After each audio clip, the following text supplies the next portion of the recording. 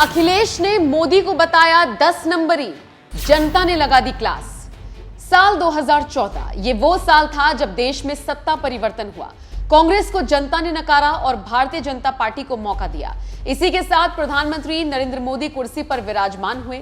मोदी लहर ऐसी चली कि अब साल 2024 के लोकसभा चुनाव होने में थोड़ा वक्त है, लेकिन अभी भी जनता एक स्वर में कह रही है कि आएंगे तो मोदी ही। यूं तो साल 2014 से लेकर अब तक मोदी सरकार को 9 साल हो गए हैं, लेकिन समाजवादी पार्टी के अध्यक्ष अखिलेश यादव का गणित शायद थोड़ा बिगड़ गया। तभी तो उन्होंने केंद्र सरकार को लेकर ऐसा बयान दे दिया जिसके बाद से ही वो ट्रोल हो रही हैं। दरअसल अखिलेश ने बिना हिसाब लगाए मीडिया के सामने कह दिया कि इस सरकार को आए 10 साल हो गए हैं, अब तक इस सरकार ने कुछ नहीं किया, इस सरकार की कोई उपलब्धि नहीं है। अखिलेश यही नहीं रुके, उन्होंने केंद्र की मोदी सरकार को 10 नंबरी बता डाला। जरा सुनिए सपा प्रमुख और यूपी के पूर्व सीएम रहे अखिलेश ने मोदी सरकार को किस तरह से 10 नंबरी बताया। प्रेस कॉन्फ्रेंस करने जा रहे हैं 11 बजे, केंद्र सरकार के 9 साल पूरे हो रहे हैं, उसके ऊपर पूरा एक प्रेस कॉन्फ्रेंस और सब लोग। अब तो सरकार के 10 साल हो गए, 10 नंबरी हो गई सरकार। 9 साल पूरे हो गए तो इसका मतलब 10 नंबरी हो गई सरकार।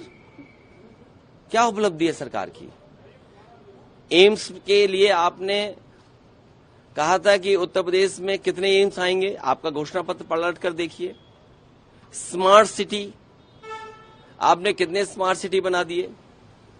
पूरे देश में, मैंने सदन में भी कहा कि एक्सप्रेसवे के लिए पैसा दिल्ली सरकार दे रही है, एनएचएआई से बन रहे हैं। आखिरकार उत्तर प्रदेश को वो पैसा क्यों नहीं मिल रहा है? जिस समय बनारस को 24 घंटे बिजली दी गई थी, उस समय उत्तर प्रदेश के लिए कहा गया था कि कोटा बिजली का बढ़ाया जाएगा। ये सरकार कोटा नहीं बढ़ा पाई 9 साल वाली सरकार से। मैं अपने पत्रकार साथियों से कहूंगा कि जब आप प्रेस कॉन्फ्रेंस में जा रहे हैं तो बिजली का कोटा उत्तर प्रदेश का क्यों नहीं बढ़ा? इसका जवाब क्या है? जो घोषणा पत्र में लिखा था कि एम्स कितने बजाए जाएंगे, उसका जवाब क्या है इनके पास? सड़कों के लिए, एक्सप्रेसवे के लिए और प्रदेशों को पैसा मिल रहा है दिल्ली से, यूपी की सरकार को पैसा क्यों नहीं मिल रहा है?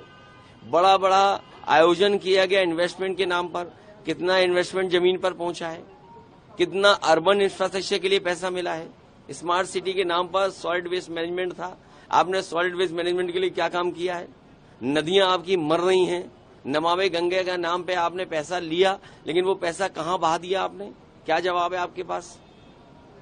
अगर बिजली सस्ती मिल जाए दिल्ली से तो हमारे उत्तर प्रदेश के लोगों को इतनी बिजली का बिल नहीं देना पड़ेगा। अखिलेश ने आगे कहा कि बाबा साहब ने जो अधिकार दलितों को दिए थे, उनको छीनने का काम बीजेपी कर रही है। आप यूनिवर्सिटी में देखिए, भर्ती किसकी हो रही है?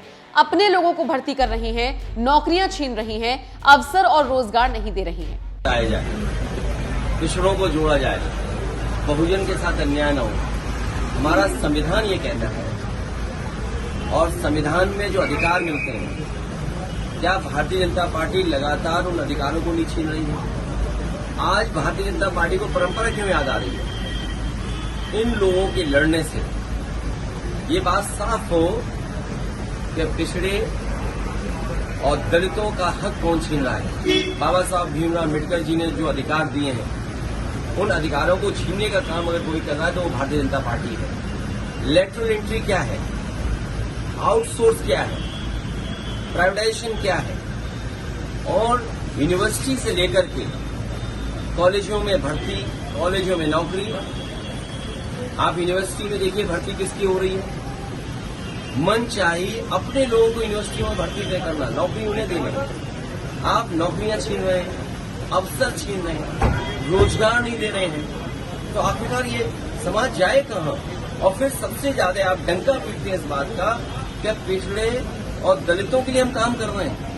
आप क्या काम कर रहे हो? आप उनका हक छीनो। संविधान में जो व्यवस्था है, उस व्यवस्था से आप दूर रखना चाहते हैं। अब अखिलेश का इस तरह का बयान सामने आया तो लोगों ने उन्हें लताड़ना शुरू कर दिया। दरअसल सबसे पहले तो उन्हें यह याद दिलाया गया कि 10 साल नहीं बल्कि 9 साल हुए इस सरकार को सत्ता में आए। एक यूजर ने अखिलेश को लताड़ते हुए लिखा, सुबह सुबह उठते ही कौन सी दवा ले ली अखिलेश जी कि आप 9 को 10 बोले जा रहे हैं? क्या उच्चतम क्वालिटी की दवा थी क्या? एक और यूजर ने लिखा, मोदी जी के अचीवमेंट्स। पहला, उन्होंने कोई टोटी चोरी नहीं की। दूसरा, उन्होंने विश्व पटल पर भारत का सम्मान बढ़ाने वाले कार्य किए हैं, जैसे कि विभिन्न देशों को फ्री में कोविड की वैक्सीन देना। तीसरा, उन्होंने मेक इन इंडिया को आगे रखकर भारत को आत्मनिर्भर बनाने की दिशा में कार्य किया।